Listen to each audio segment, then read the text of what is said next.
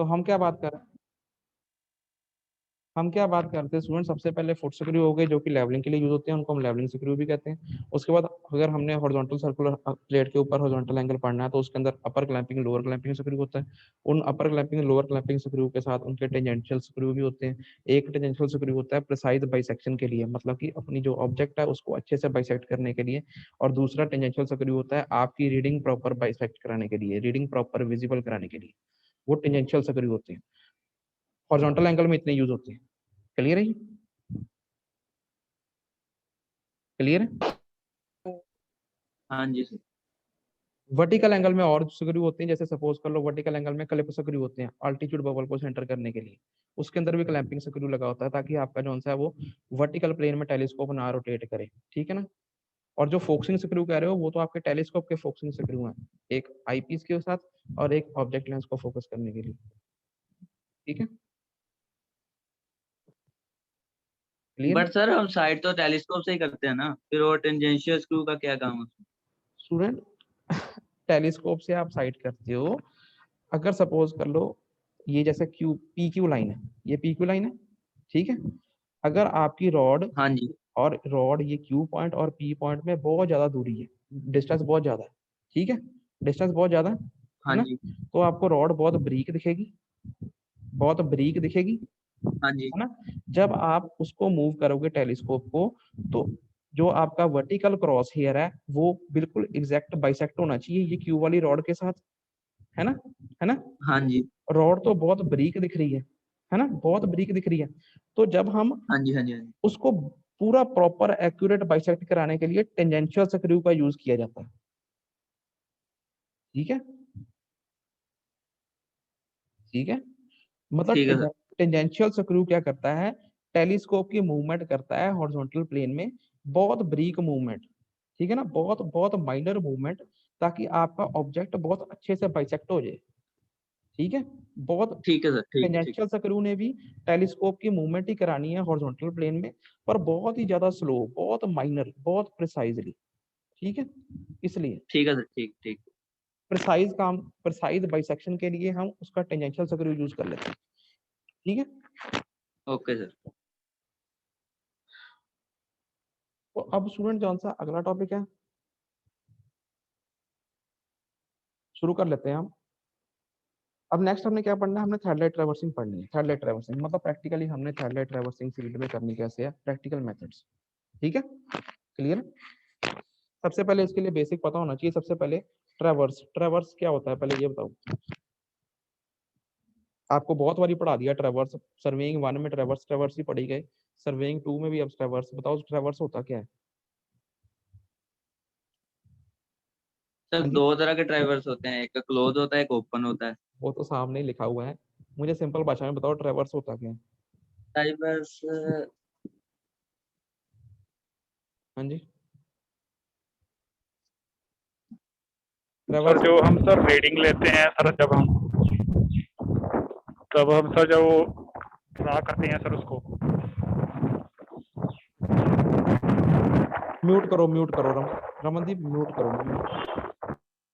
हाँ जी, सिंपल भाषा में क्या होता है, connected series of straight lines, मतलब स्ट्रेट लाइंस को हमने कनेक्ट कर दिया, उनकी जो सीरीज में हमने अगर कनेक्ट कर दिया तो उस जो हमारा ये जो बनता है सर्किट, इसको क्या बोलते हैं, ट्रैवर्स बोलते हैं। ठीक है?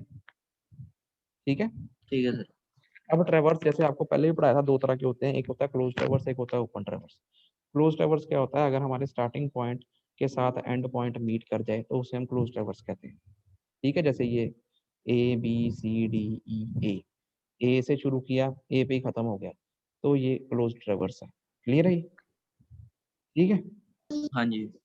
सेकंड जो आंसर है ओपन ट्रैवर्स। ओपन ट्रैवर्स क्या होता है, अगर हमारा स्टार्टिंग पॉइंट से एंड पॉइंट मीट ना करे, जैसे ABCDE, हाँ जी ई, अब ये ई पे ही खत्म हो गया, अब ए पे नहीं जोड़ रहा, तो इसको हम ओपन ट्रैवर्स कह देते हैं। क्लियर है?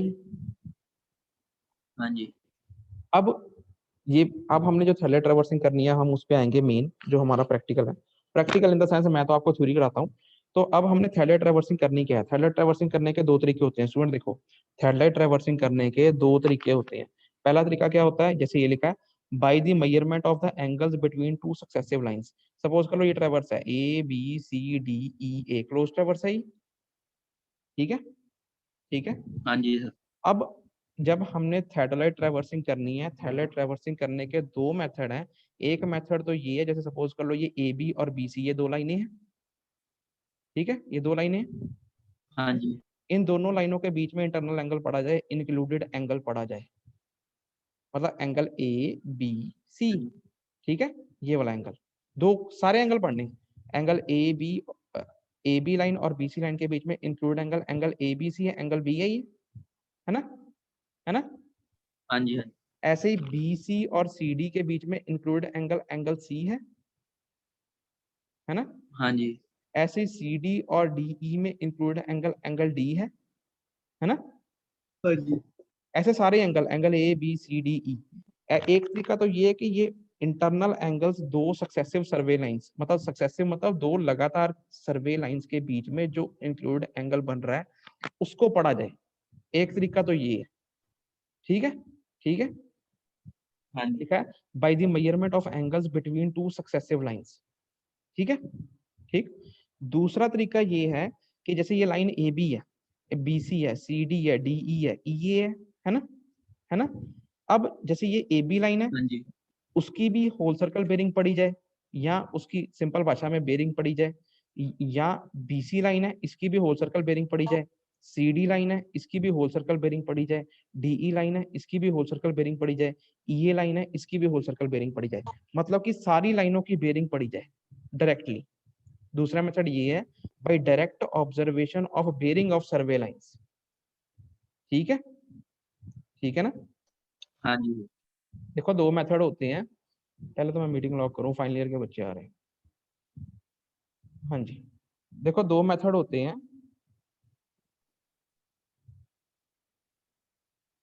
हाँ जी, देखो फाइनल ईयर, चलो देखो दो मेथड होते हैं। एक मेथड तो ये होता है, अभी हम जस्ट इंट्रोडक्शन पढ़ रहे हैं, कि हम जितने भी हमारे पास सर्वे लाइंस हैं, सक्सेसिव सर्वे लाइंस हैं, मतलब A B B C C D D E A, इन सब के बीच में इंक्लूड एंगल पड़े, ठीक है, मतलब सारे इंटरनल एंगल पड़े, इंक्लूड एंगल पड़े, angle A B C D E A, ठीक है, क्लियर। दूसरा तरीका ये हाँ है जी सर। कि हर साइड की हम बेरिंग पढ़ें। अब जब मैं बात करता हूँ ना बेरिंग पढ़ें, इसका मतलब यही है कि होल सर्कल बेरिंग पढ़े या मैग्नेटिक बेरिंग पढ़े, ठीक है, ठीक है। हाँ जी। दूसरा तरीका ये है कि डायरेक्टली हर साइड की बेरिंग पढ़ी जाए। यही लिखा है, दो तरीके होते हैं, एक होता है by the measurement of angle between two successive survey lines, दूसरा मेथड ये है कि by the direct observation of bearing of survey lines, ठीक है, ठीक है, ठीक है। जौन सा स्टूडेंट पहला हाँ तरीका जी है, सर। जो पहला तरीका है by the measurement of angles between two successive survey lines, ये जौन सा है ये बड़े ट्रैवर्स के लिए यूज होता है, या जहां पर ज्यादा एक्यूरेसी चाहिए होती है वहां पर यूज होता है, ठीक है, ठीक है। ठीक है सर। जो दूसरा मेथड है वो छोटे ट्रैवर्सों के लिए, जहाँ पे इतनी प्रिसीजन नहीं चाहिए होती, जल्दी जल्दी काम करना होता है, तो उनके अंदर ये दूसरा by direct observation of bearing of survey lines की मदद से हम थैलर ट्रैवर्सिंग करते हैं, क्लियर, हाँ जी ठीक है सर। जी। अब आगे हम पढ़ेंगे, सबसे पहले हम डिटेल में पढ़ेंगे bye the measurement of angles between two successive lines.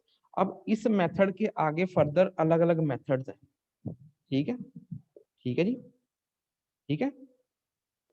Screen दिख हाँ रही जी। सबको। देखो bye the measurement of angles between two successive survey lines, इसके आगे आपके सिलेबस में तीन मेथड दिए हुए हैं, ठीक है, ठीक है। फर्स्ट मेथड कौन सा है, वो कौन सा है, इंक्लूडेड एंगल मेथड। दूसरा मेथड कौन सा है, डिफ्लेक्शन एंगल मेथड। और तीसरा मेथड कौन सा है, डायरेक्ट एंगल मेथड, ठीक है, ठीक है जी। ठीक है सर। पहला मेथड है इंक्लूडेड एंगल मेथड, दूसरा मेथड है डिफ्लेक्शन एंगल मेथड, और तीसरा मेथड है डायरेक्ट एंगल मेथड, ठीक है, ठीक है हाँ जी। जी। अब इसके अंदर जो सबसे ज्यादा इंपॉर्टेंट मेथड आपके पेपर के पॉइंट ऑफ व्यू से भी, और वैसे भी आपको अगर थेडलाइट सर्वे आपने पढ़ ली है तो ये मेथड तो आपको आना ही चाहिए, इंक्लूडेड एंगल मेथड, ठीक है, ठीक है, ठीक है जी। मेरी आवाज आ रही है। ठीक है सर। अब आपके प्रैक्टिकल में भी मेरे हिसाब से इंक्लूडेड एंगल मेथड ही होगा, ठीक है, वो जब वो अलग बात है। तो अब हम अकेले अकेले मेथड को डिटेल में स्टडी करेंगे, वो हम नेक्स्ट क्लास में स्टडी करेंगे। इंक्लूडेड एंगल मेथड को करेंगे, डिफ्लेक्शन एंगल मेथड को करेंगे, डायरेक्ट एंगल मेथड को करेंगे। ठीक है, ठीक है सर। तो एक एक करके फिर स्टडी करेंगे। अब पीरियड का टाइम खत्म हो गया, नेक्स्ट क्लास में आपको पहले इंक्लूड एंगल स्टडी करेंगे। ठीक है। हाँ जी।